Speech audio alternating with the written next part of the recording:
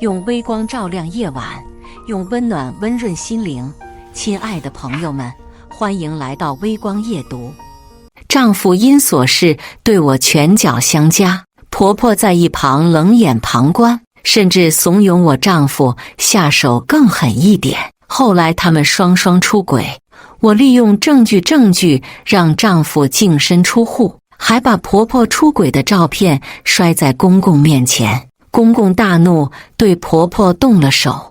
我在一旁冷眼旁观，怂恿公公下狠手。接下来开始我们本期故事，记得点击订阅并开启小铃铛。我已经32岁了，结婚8年都还没有一个孩子，一直找方法喝偏方养身体，可就是偏怀不上。去医院检查，医生也说我们俩身体没有任何问题，我也因此很愧疚。老公王丽是他们家的独子，就指望着我的肚子能给他们传递香火。小梅呀，不是妈说你，这都多少日子了，肚子咋就是没个动静啊？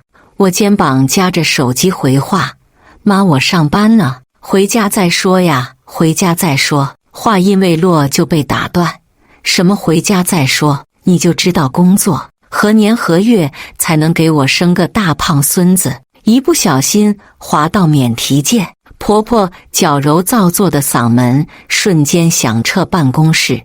我们家小丽念着旧情，不愿意离婚，不代表我们家就愿意吃这个哑巴亏，认下你这个不下蛋的老母鸡。刚刚还嘈杂的办公室一下就安静下来，我抬手就摁断了电话，抬头冲同事们点头致歉，不好意思啊，一点家事。同事们都识趣的移开视线，忙碌起来。今天公司的总裁要来视察工作，这种时候半点差错都不能出。迎到了总裁，会议开了一个又一个，方案打回一又一个，全公司的都绷着一张皮。好不容易视察结束了，部长说大家一起聚餐，就当团建了。在西餐厅觥筹交错的时候，我依稀看见了婆婆的人影，脚步一转，我就看见婆婆在和另一个老头手挽手亲密入座。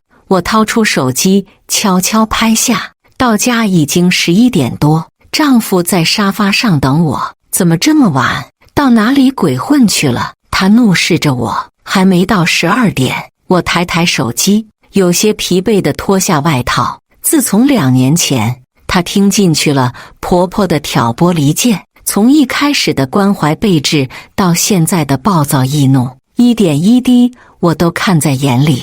但是因为没有孩子，所以我也一直忍让。她放在身侧的手机响了，急急忙忙去阳台接电话。我不紧不慢洗漱完，自己上床睡觉了。迷迷糊糊间，我感觉到门似乎被打开又关上。第二天一早，老公在客卧醒来，昨天处理工作太晚了，怕打扰你。我随意地点头，没事，你快去上班吧。丈夫回来的时候，我正在做晚饭，他随意扔下公文包，别忙活了，今天去妈家里吃饭。我一脸问号，我都快做好了。他烦躁地挠了挠头，让你去你就去，哪来那么多废话？快换件衣服走了，你有病吧？我都做好了，告诉我不在家吃，妈也没提前跟我说要去哪里吃饭呢。哎呦，这是吵啥呢？婆婆打开门进来，小梅说你没跟她讲今天要去吃饭，已经开始自己做饭了，这不跟我闹呢吗？不是我说你啊，小梅，就算是忘了跟你说，你也不能这么跟小丽说话呀。他一个男人每天在外面累死累活，还不都是为了这个家？你怎么能跟他吵吵啊？一个女人没有孩子就算了，还这么不知轻重。我头疼的按太阳穴，放下手里的铲子，你们先走吧，我把厨房收拾了，自己开车过去。王丽揽着婆婆走了，我一个人留下叮叮当当收拾厨房，然后一身油烟味往婆婆家赶。到了婆婆家，却看到的是他们一家人吃得正欢。我狼狈地站在门口，屋里开着空调，我的心像是被挖出来，放在残羹剩饭里浸泡着。婆婆白了我一眼，慢死了，还不快滚过来！这点小事都要磨磨蹭蹭。王丽不耐烦地开口，我抬眼看着王丽，无比陌生。果然，人都是会变的。婆婆已经走回位置上坐下，慢悠悠开口：“小梅呀，你别怪我们家小丽说话难听，这女人啊，就得勤快听话。你到现在都生不出孩子，也别怪小丽着急。”我眼看着王丽脸色赞同，一阵血气翻涌。多少次，他们一家人站在道德制高点，对我指指点点，而我却只能逆来顺受。一旦反抗，就会被用生不出孩子这件事压回去。是我的问题吗？检查了多少次，医生说的明明白白，我的身体没有问题。这一家子就像聋子一样置之不理。我站在门口沉默良久，王丽又开口：“爱吃吃，不吃滚，装出那副样子给谁看呢？”王丽，我终于开口，喉咙一阵生疼。是我的错吗？王丽好像吓了一跳，随即又理直气壮起来：“矫情什么呢？这么多年了，我任劳任怨。”我抬手将碎发别到耳后，对你们家我全心全意，问心无愧。前几年你失业，我二话没说帮你跑关系，四处喝酒，才换来你今天这个工作，才有了今天所谓的王经理。你爸妈要换房子差点钱，当时我们还欠着房贷，所有开销都是我一个人负担。我咬咬牙，拿出来20万给你们家填窟窿，房子装修，你爸妈出去旅游，装修全是我一个人盯。我每天公司这里两边跑，我从来没有过一句抱怨。我不说委屈，你们就认为这是我分内之事吗？是，就算我们是一家人。我顿了顿，那你们不说心怀感激，至少也不能将我贬进尘埃吧？王丽，做人要讲良心啊！我终于崩溃了，眼泪顺着眼角大颗大颗落下，字字泣血。他一下子就从椅子上站起来，冲到我面前，脸部因为愤怒而扭曲。当他抬起巴掌的时候，我愣愣地站在原地，看着昔日的爱人如今面目狰狞地向我扑来。啪！我的脸被打得偏向一边，耳朵传来嗡鸣，脸颊一片火热。我突然就好累，累得抬不起手掌，累得不想再跟他们一家计较更多。往先付出的一切就像个笑话，整整8年的婚姻，全心全意的付出，到头来都是虚无。我定定地看着王丽，先前清秀的脸庞早已消失了，取而代之的是油腻的脸庞和挺起的肚腩。王丽被我盯得发毛，正想开口，我直接转身走了。这是他第一次对我动手，毫不留情的一巴掌扇碎了我们最后一丝情分。夜风凉凉的，我裹紧身上的外套，滚烫的眼泪从眼角流下，顺着脸庞滑到嘴角，滴进心里，脸上还火辣辣的，可能有些肿。我轻碰了一下，疼痛瞬间传进大脑。8年的婚姻像个笑话。我拐进药店，药店里的小女生似乎被我吓了一跳。姐姐，需要冰敷吗？我心烦意乱，胡乱点了点头，听推荐买了点药膏，捏着冰袋走了。药店离我停车的地方很近，我快步上车，身体在空调的作用下逐渐回暖。就这样呆坐了一会儿，我才逐渐理清了脑子里的一团乱麻。离婚，沉没成本，不参与重大决策，不管过去如何，不管付出多少，当断则断。家暴不会只有一次，这婚必须得离。我开车向家驶去，刚吵完架，王丽不回家，刚好让我有时间把东西收好，暂时先搬出去。我迅速收好行李，打电话给公司附近的酒店订了1个月。联系开锁的上门换锁，房子是我全款，装修也是我给钱，房本上理所当然只有我一个人。王丽在刚开始还装模作样，表示不会打房子的主意，这2年就开始频繁提起，只是我一直没松口。我选了最好的锁，盯着他换完就拎起行李走了。我才32岁，而立之年，我有什么好怕的？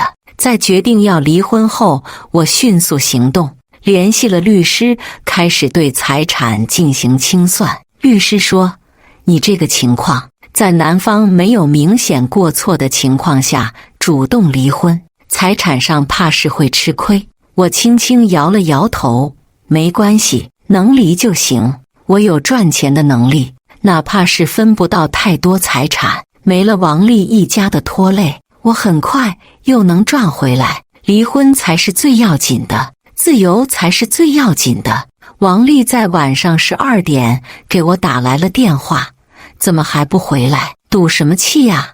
我淡淡的回复一句加班，不回来就挂断了电话。他其实根本就没有回家，不然怎么可能没发现我换了锁？只是他知道这个时候我通常在公司，所以先发制人谴责我。现在是我升职的关键时期，有许多工作要做，我头疼地按了按太阳穴，无暇搭理他。等回到酒店时，我已经累得胳膊都抬不起来了，匆匆忙忙卸了妆，倒头就睡，也就错过了王丽的电话。我是第2天醒来才看到他消息的。你换锁了？钥匙在哪？速回。瞎了？你有病吧？怎么换锁也不说一声？回信息。冯梅，我让你回信息，洋洋洒洒翻了好几页也没看完，还有10几个未接来电，我回拨过去。哟，终于肯回消息了。什么事？什么事？你还有脸问我什么事？你换锁了，为什么不告诉我啊？你眼里还有我这个老公吗？我倒是还想问你什么意思呢？王丽，这是我的房子，你的房子。冯梅，我们是夫妻。没再听他继续破防，我只淡淡甩下一句，如果你找人开锁，我会报警说你私闯民宅。挂断电话，我神清气爽，好好收拾打扮了一番，在酒店用过早餐后就去工作。今天有去商场进行旗下专柜调查的工作，我换上工牌，驱车前往一家检查。柜姐态度，缺货状况，高峰时间。我坐在车里，把笔记本敲得飞起。突然，车前有一对男女走过，如果是别人，我自然不会在意。可是那个男人是王丽，他手搂着另一个女人的肩膀，另一只手提着数量不少的购物袋，满脸春风得意。我如坠冰窟，行尸走肉般举起手机拍下这一幕。如果男方有出轨行为，并且我能找到实质性的证据呢？我一个字一个字慢慢地敲下，发送给了我的律师。那胜诉的概率非常大，而且你会获得大部分财产。很快我就收到了回复，王丽呀王丽，是你先把我的脸面放在地下踩的。我找好友联系了靠谱的私家侦探，将王丽的信息打包发给他，只有一个要求，拍下所有有利于我离婚的东西。很快我就将这件事抛之脑后，全心全意准备升职考核。其实刚看见的时候，内心无比的愤怒，随之而来的就是恶心。我居然跟别的女人用同一个男人。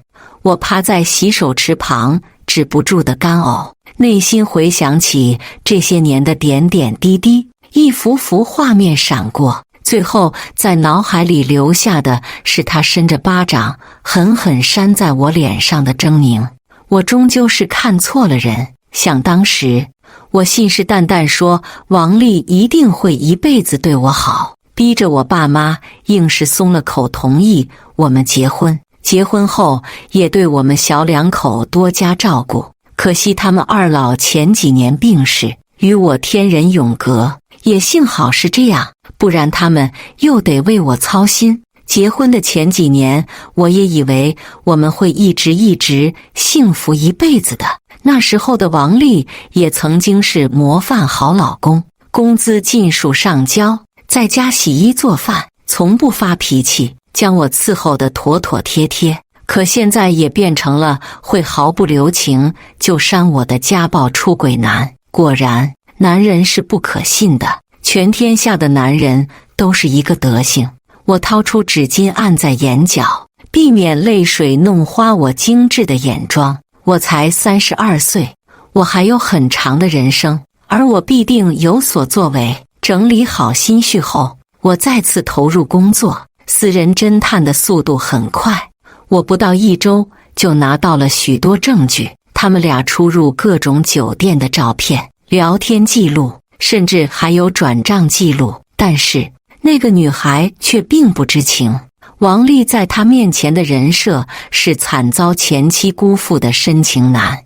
我翻看着手里厚厚的证据，一句话也说不出来。更好笑的是，在出轨上班的同时，王丽还能每天按时给我发消息，不是无能狂怒辱骂我换锁，就是试图泼我，把过错都推到我头上，以此来显示他是多么大度，多么爱我。王丽30多岁的人了，还觉得这种把戏就能拿下我吗？是你只有这些把戏，还是觉得我只配这些把戏？我摇摇头，无奈地笑了，迅速给私家侦探结了尾款，约了律师，今晚下班见面详谈。在公司附近找了一家私房菜，提前让助理订了小包。这家店是我以前的最爱，但因为价格不便宜，在王丽明里暗里批评下，我也就渐渐没再来过。现在才想明白，我自己挣的钱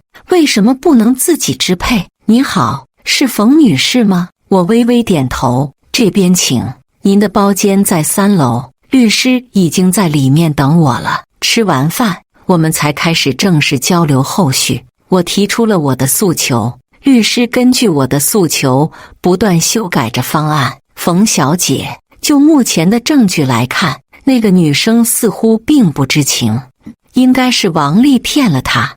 我建议先告诉她实情，如果有了她的帮助，我们就会事半功倍。我沉默半晌，道：那就私底下约她出来聊聊吧。吃完饭，我才想起有个 U 盘之前落在婆婆家，里面有一些还没来得及整合的资料，要是重做一份，又是个大工程。我揉揉太阳穴，还是开车前往婆婆家。在路上看见了散步的公公，我想了想，还是没有打招呼。现在我跟王丽的关系搞得很僵，最后的结局只能是离婚。径直走上电梯，有多想我，那个死老头可算出去了。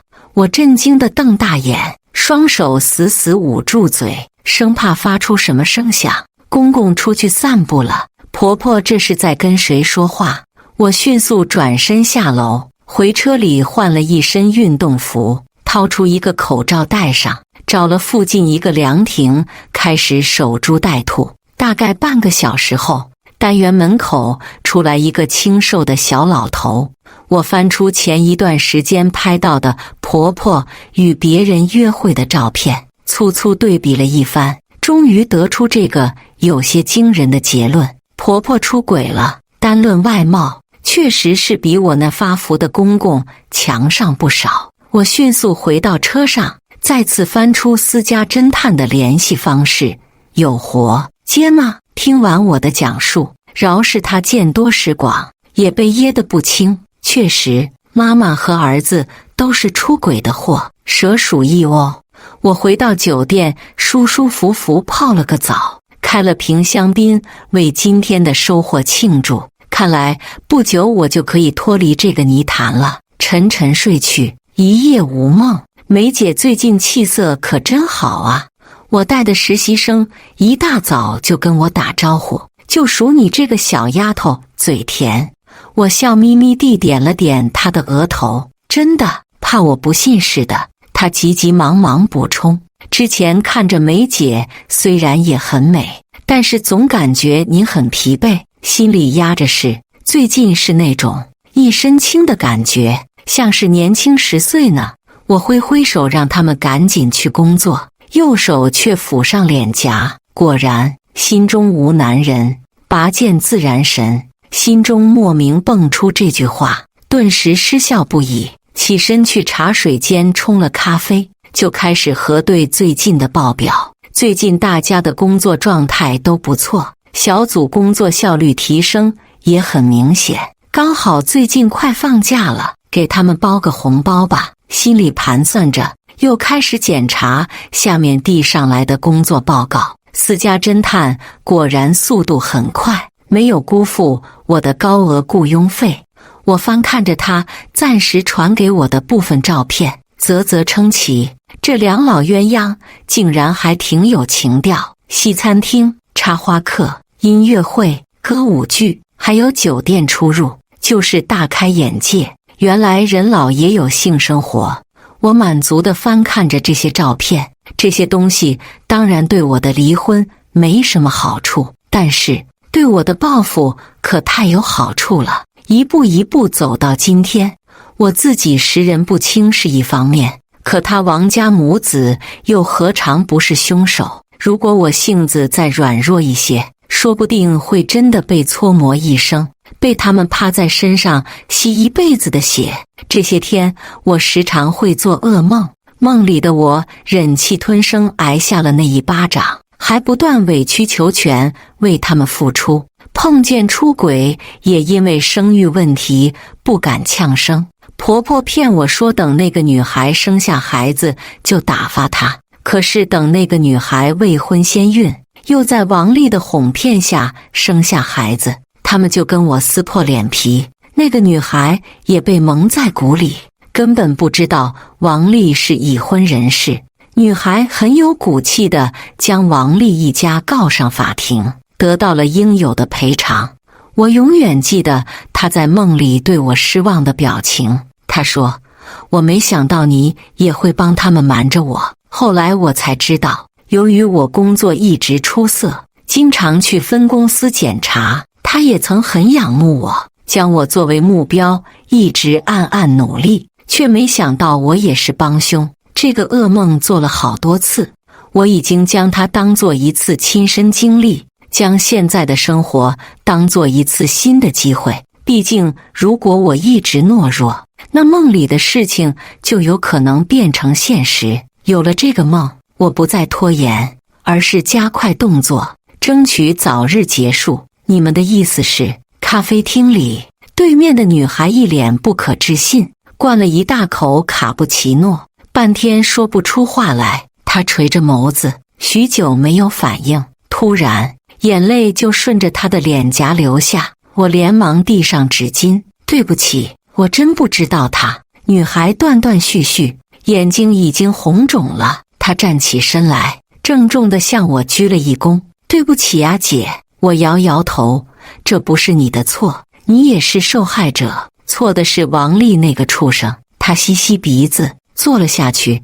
有什么能帮忙的？我义不容辞。没事，可能就是需要一些王丽出轨的证据，到时候律师会跟你沟通。女孩点点头，加上了律师的微信，又转身向我：能加个微信吗，姐？我疑惑地看向她，还是点点头，打开了二维码。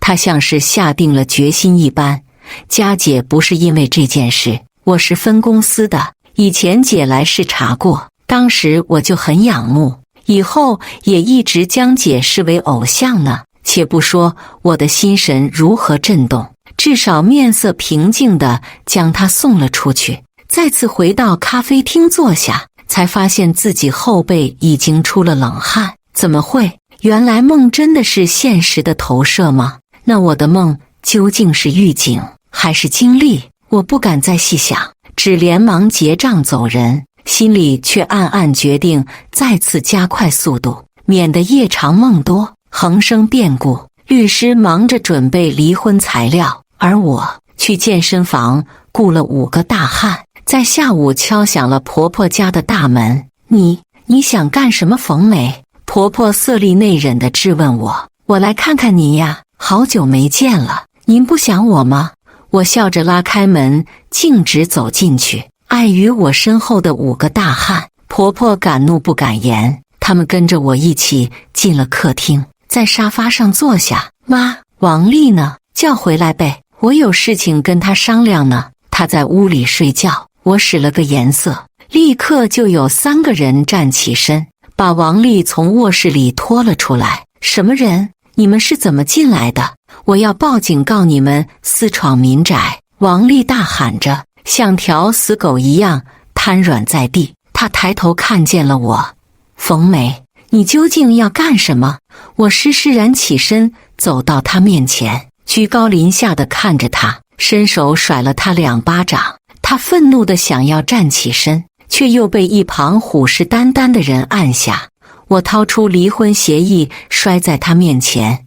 离婚吧！她猛地抬起头，死死瞪着我。你看一眼协议，没问题就尽快签字，拖下去对你我都不好。她翻看着面前的协议，不可置信地喊出声：20%！你怎么不去抢？王丽，我知道你出轨了。我淡淡的开口，没有给你留10%已经很仁慈了，别以为自己什么事情都天衣无缝好吗？蠢货！婆婆这时候开口了：小梅呀，这其中怕是有什么误会吧？我们家王丽不是那种人啊！她上前2步，试图握住我的手，被我避开。她面色不自然地继续说道：不如我们找个时间坐下来好好聊聊，别整得这么大火气。我转头看向她，发出意义不明的轻笑。妈，要不是今天我带了人，你们还会这个态度对我吗？怕不是第1句话就要对我动手了吧？我走回沙发上坐下，悠闲地翘起2郎腿。这些年，我林林总总给您2老也花了不少钱，旅游啊，美容啊，这些我们就不必算了。我吹吹指甲盖，但是这房子，我全款买下，全款装修，一笔一笔清清楚楚，我是肯定要收回来的。要么你们给钱，不接受分期；要么你们尽快找地方搬出去。婆婆大惊失色，这怎么能这么算？当时你跟小丽还是夫妻，这不是你该孝敬的吗？我该孝敬的。你们是他王丽的亲爸亲妈，他还没死呢，我上赶着孝敬什么？他1年能挣几个钱，全都自己花了，从不往家里拿1分。我也从来没问他要过1分。这些年，家里大大小小的开支都是我负责，大到房子车子，小到1日3餐，亲戚间的人情。妈，您自己看看，你那一柜子的护肤品、化妆品，1年4季那么多衣服，都是谁买的？王丽不会告诉您是她孝敬的吧？我的购买记录都还留得好好的呢。是王丽对不起你，小梅，我替她道歉。公公开口，但你非要把事情做绝吗？我又转头看向他，还有您，好烟好酒都是我买的，还到处求爷爷告奶奶给您搜罗好茶，让您挺直了腰板。怎么端起碗骂娘？我加大了声音，这些年我对你们的付出从来都不是嘴上说说，都有证据的。好多当娘的都没我认真仔细，你们呢？我哼笑一声，蛇鼠异窝，没一个好东西。对了，我掏出手机，朝婆婆笑了笑，我还有些好东西呢。婆婆面色慌乱地看着我，不知道我又要搞什么幺蛾子。我随手往群里发了几张照片，手机提示音依次响起，婆婆面色苍白，瘫坐在地。公公气得撸起袖子，你这个娼妇，老不知羞的，竟然敢给老子戴帽子，看老子不打死你！说着就冲了上去，将瘦弱的婆婆从地上一把抓起，几个耳光就跟着扇了过去。清脆的声音过后，是婆婆红肿的脸和浑浊的泪。我毫不在意地跟她怨毒的目光对视，当时我挨的巴掌终于以这种方式回到了他自己脸上。看完这场大戏，我拍拍屁股就走人，留下他们一家人狗咬狗。外面阳光明媚，我头也不回地开车走了。我们谈谈。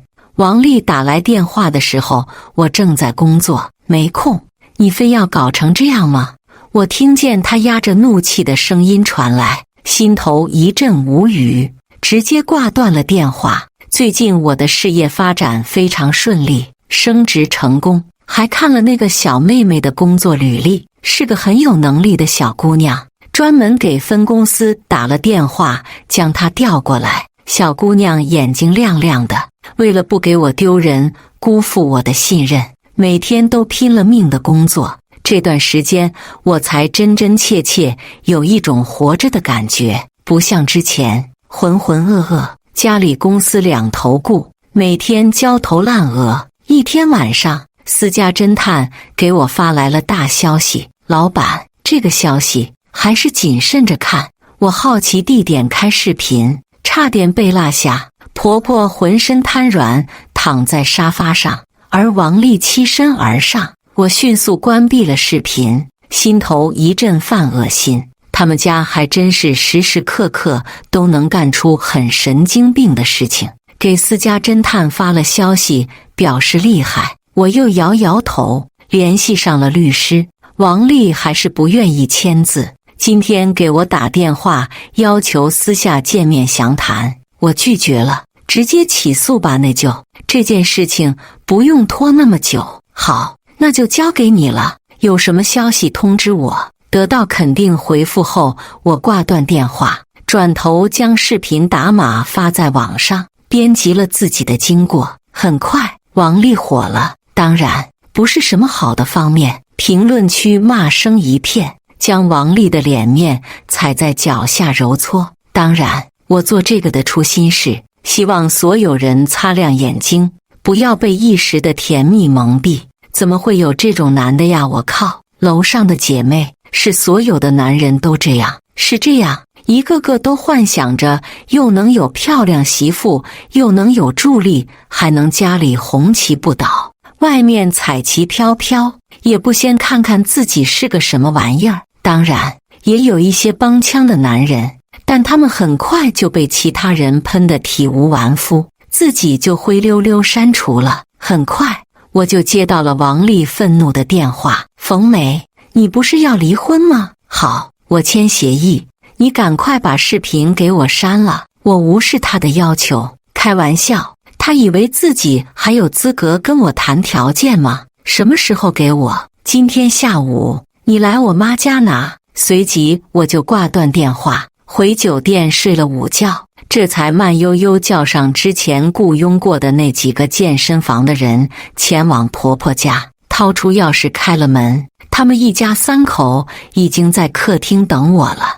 王丽甩过来离婚协议，要求我立刻删除视频。我惊讶地捂着嘴，我什么时候答应过你的条件了？王丽想发火，又看看我身后的那几个人，强压着怒气。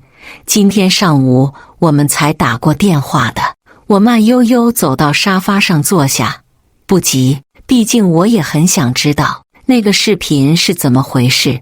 我的眼神在婆婆和王丽之间来回打转，看热闹之心昭然若揭。婆婆脸色灰白，是我。听完来龙去脉，我只觉得这家人再次刷新了我对无底线的认知。婆婆试图挽回和公公之间的关系，买了大年份的鹿血酒，还在里面添了壮阳药，放在餐厅，只等公公回来就哄他喝下。谁成想在沙发上等睡着了，公公一回家就进了房间睡觉。这杯酒被不久后回来的王丽喝了，药效太猛，婆婆又保养得当，皮肤和身材的状态都很在线。王丽就做出了那等龌龊之事，一切都是我的错。婆婆流着泪说完，面带祈求看着我，求求你了，小梅，王丽她还年轻，不能就这样被毁了呀。她终于支撑不住，从沙发上滑落，瘫坐在地，捂着脸大哭。我的心里却没有半分同情。我可怜他们，谁又来可怜我？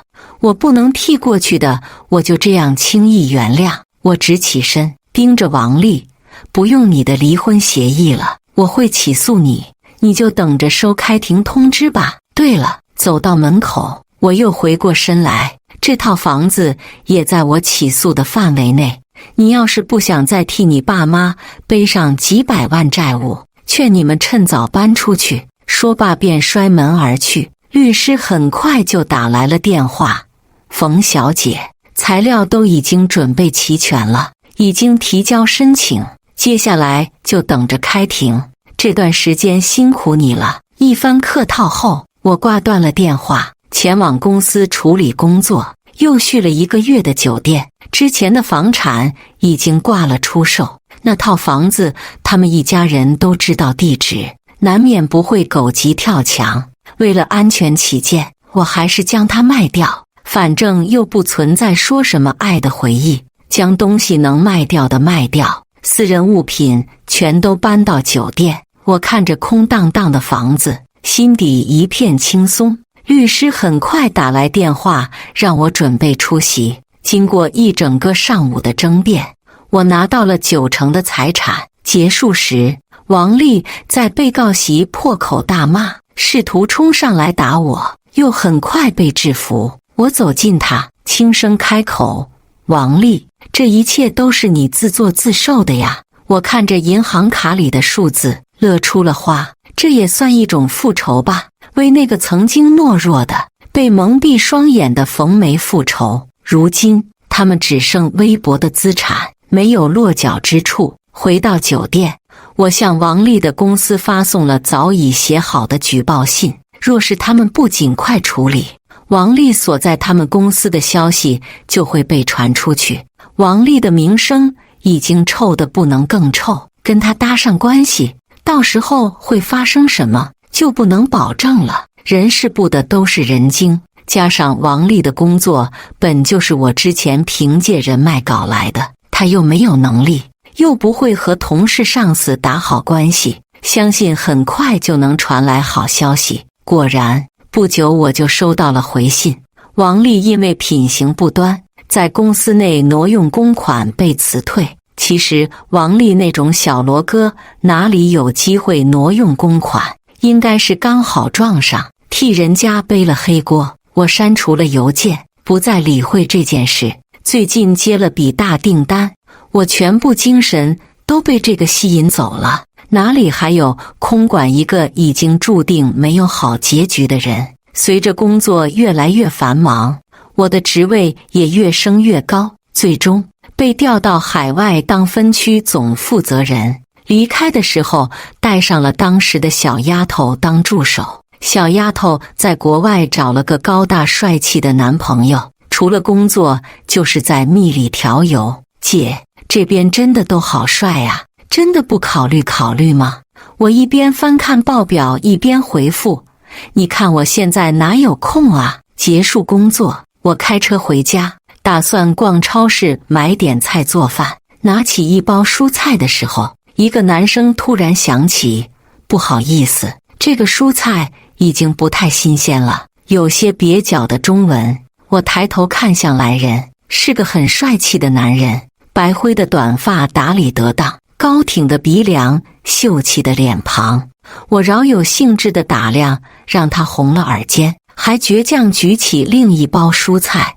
这个比较好，一边说一边竖起了大拇指。谢谢。我冲他笑笑，拿过蔬菜放进购物车，结完账，我拎着购物单慢慢悠悠往家晃，却在家门口看到刚刚那个男人，他也有些吃惊。